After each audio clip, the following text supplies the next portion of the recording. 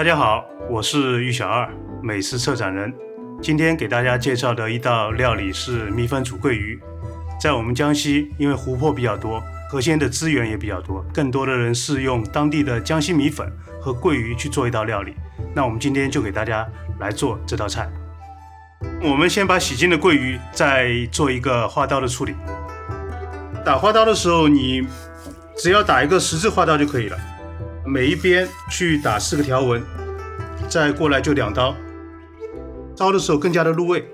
家里面我就一般喜欢用2条桂鱼，那这样的话，别人客人来了，你要让大家吃得爽一点。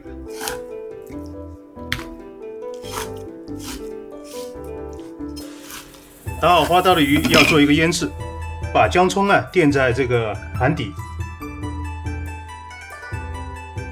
把这个鱼放在这个姜葱上面。首先是要用盐，表面撒一撒，你不需要太多。撒了一点盐之后，我们再翻一面，然后这一面再撒一点点。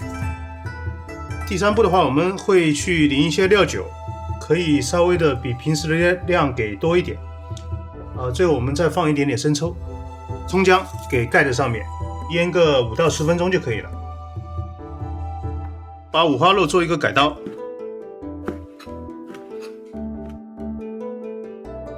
现在我们已经水开了，那我们准备开始煮米粉。那作为煮了30几年米粉的人而言，我要给大家分享一个非常好的办法。很多人都觉得米粉是需要去泡的，但是我觉得那种办法是很难去掌握到你对米粉的一个控制的。最好的一种方法是去煮个1分钟，放进去之后，我们把盖子盖上。这个时候火不能大，处理到中火。这个时候我们1分钟已经到了，我们这个时候就把火关了。焖3分钟之后，我们用冷水把它给冲洗干净就好了。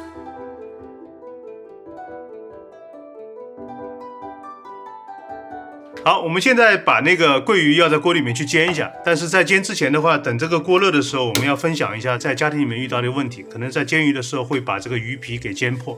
那首先一点就是说，等这个锅一定要冒烟，冒烟之后你要去加油，稍微的给转一下锅，充分的去让这个锅壁去接受油的这个滋润。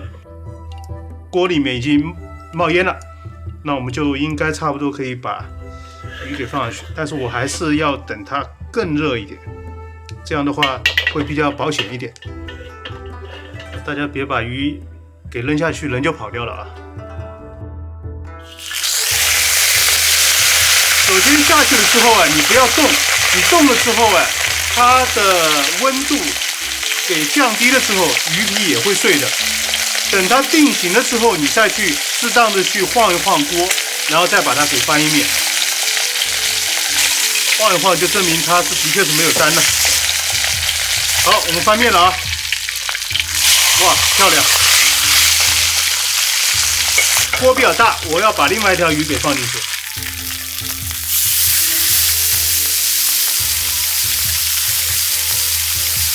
鱼给撩出来。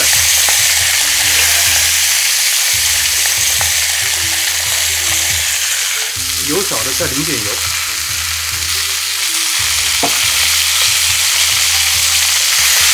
好，这一面也煎好了，我们就关火。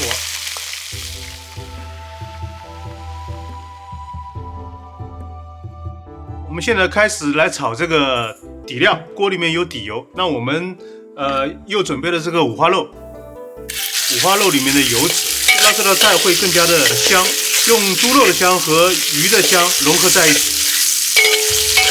稍微炒出一点油脂之后我们把那个整颗的这个蒜瓣给放进去。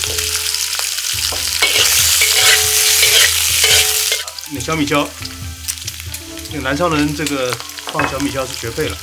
然后我们把剩下来的姜和葱嘛，这个时候就把它放进去。香味出来之后，我们就把料酒放进去，倒些料酒，料酒可以多一点，倒点生抽，放水。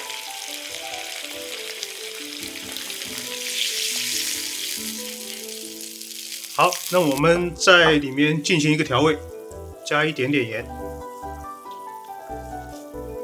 再加少许糖，几乎一点点，最后加点蚝油，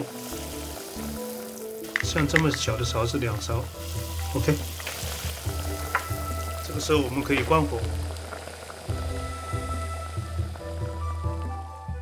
好，我们把刚刚的料要放到砂锅里面，这是才能体现我们砂锅菜的魅力。首先，我们把鱼放到砂锅里面，然后再把刚刚炒过的料给全部倒进去。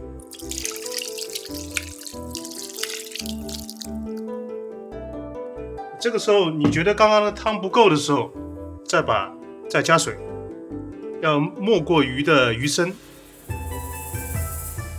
让它煮开。鱼正在锅里面煮，让它大火的稍微的煮个3到5分钟，我们再把盖子给盖起来。我们把盖子给盖上去，然后再转中火煮10分钟。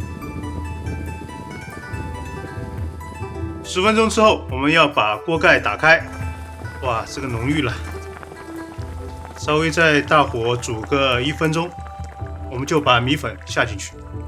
汤汁太浓郁了，太香了。五花肉的味道和鱼肉鲜味完完全全融合在这锅汤的里面，然后用这个汤去泡这个米粉，那这个米粉肯定是好吃的。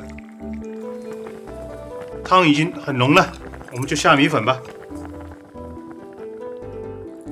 下了米粉之后，我们要煮2到3分钟，要让米粉在汤汁里面完完全全给浸泡入味。哇，太香了！最后我们把火给关了，撒上葱花，这道米粉煮鲑鱼就做好了。所有的鲜味都融合在整个砂锅里面了，太棒了！